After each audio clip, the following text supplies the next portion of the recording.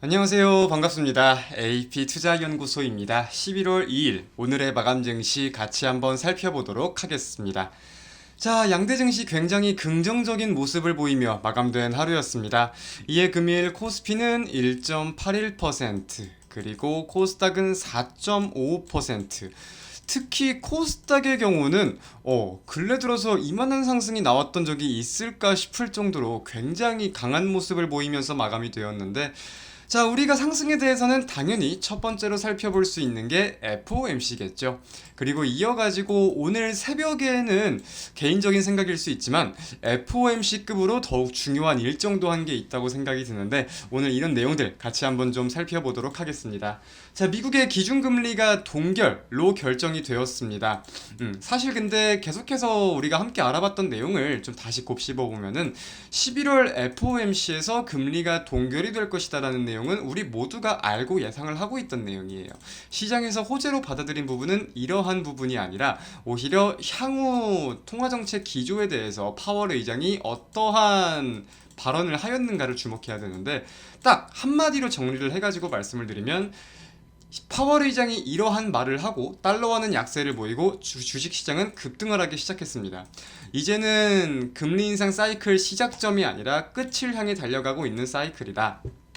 물론 이제 올해 FOMC가 아직 한 번 남아있잖아요. 12월 FOMC에 대해서는 무조건적으로 동결을 할 것이다, 뭐 이러한 기조보다는 고용지표 발표 두 개를 더 보고 결정을 할 것이다 라고 한다거나, 무언가가 어느 정도 매파적인 발언들도 있기는 있었을 수 있지만 시장이 받아들이기에 파월 의장이 하는 말들이 기존의 매파적인 입장들보다는 확실히 완화된 부분이 있다, 변화되고 있는 부분들이 있다 라는 부분들이 굉장히 부각되고 해석되면서 증시에도 굉장한 호재로 받아들여졌습니다. 그러한 와중에 이제 미국의 AMD와 퀄컴, 긍정적인 실적과 가이던스 발표에 대해서 필라델피아 반도체 지수도 상승하는 모습을 보였고, 오늘 국내 증시, 그래서 대표적인 업종을 꼽으라면은 반도체, 2차전지, 바이오, 세 가지 업종을 꼽을 수 있겠는데, 반도체 배터리 당연스레 강세를 보이고, 이제 바이오 같은 경우도 강세를 보이면서 증시가 보다 상승폭이 커지는 그런 하루였다 살펴볼 수 있을 것 같아요.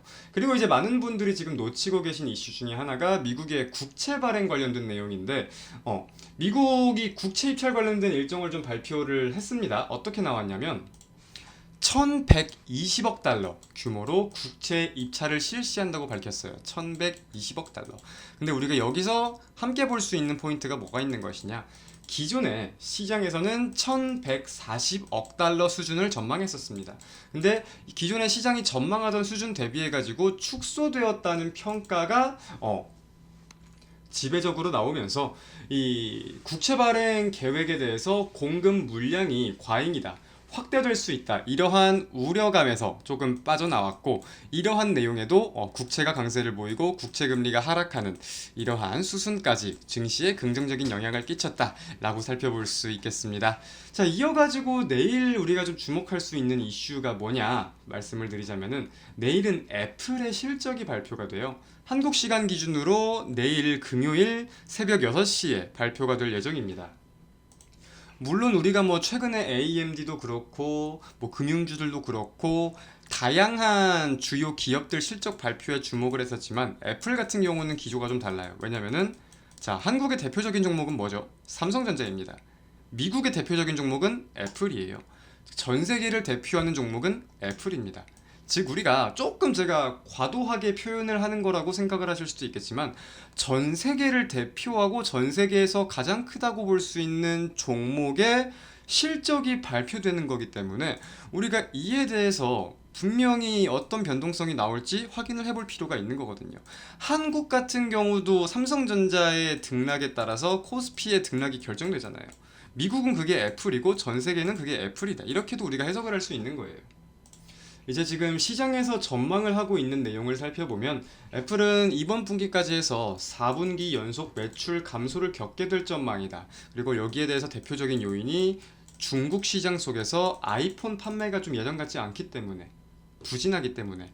최근에 그런 이슈도 있기는 있었죠. 물론 진위 여부가 확실하게 밝혀지진 않았지만 중국 정부에서 아이폰 사용을 권장하지 않는다, 이런 식으로 좀 뭔가가 분위기를 조성한다는 내용들도 있었는데, 여튼간에 다양한 내용들을 토대로 애플의 실적에 대해서 부진한 입장들이 좀 있어요. 그래서 이제 애플의 실적과 컨퍼런스 콜에서 어떠한 내용들이 발표가 될지, 향후 가이던스를 어떻게 주목할지 우리가 주목할 필요가 있겠다. 한번 좀 생각을 해볼 필요가 있겠습니다. 그래도 이제 FOMC에 대해서 시장이 긍정적으로 해석을 했다는 점은 분명히 긍정적이에요. 이제 당연히 국채금리, 제가 항상 말씀을 드렸던 게 뭐였죠? 우리가 이슈 하나하나를 따라가기에는 굉장히 벅찰 수가 있다. 결국은 우리가 삼라만상이라고 불리는 10년물 국채금리의 변동성에 따라서 주식시장도 계속해서 변동성을 겪고 있는 건데, 그러한 그리고 국채금리가 어떤 변동성을 보이는지 여부에, 그리고 이 국채금리라는 거에 포커스를 두다 보면은 어떤 이슈가 가장 주목되는지도 알 수 있을 거 아니에요. 그래서 이런 내용들까지 국채금리를 함께 보면은 증시의 변동성이 더 이해가 쉬울 수 있다. 항상 강조를 드리는데, 그런 내용들에 대해서 FOMC 결과가 나왔고 국채금리가 큰 폭의 하락을 보였다라는 점은 분명히 우리가 긍정적으로 생각을 할 수 있는 부분입니다. 이제 미국은 3분기 GDP가 굉장히 호조롭게 나왔는데 4분기 같은 경우는 또 3분기 대비해서 굉장히 둔화될 것이다라는 입장이 많아요. 그래서 금리 동결론에서 동결론이 힘이 받는 것도 사실이고요. 그래서 이제 경기 지표들이 시장 전망과 대비해서 너무 호조롭게만 나오지 않는다면, 시장 전망대로만 나와준다면 이 불확실성과 위험 부담은 점차 줄어들 수 있지 않을까라고 생각을 하고 있는데, 물론 확인된 내용은 아무것도 없습니다. 계속해서도 우리가 경기 지표에 주목을 해야 되는 건 당연한 사실이고, 이런 부분들 꾸준히 주목하면서 우리가 지켜보도록 하겠습니다. 오늘 마감 증시 여기서 마치겠습니다. 감사합니다.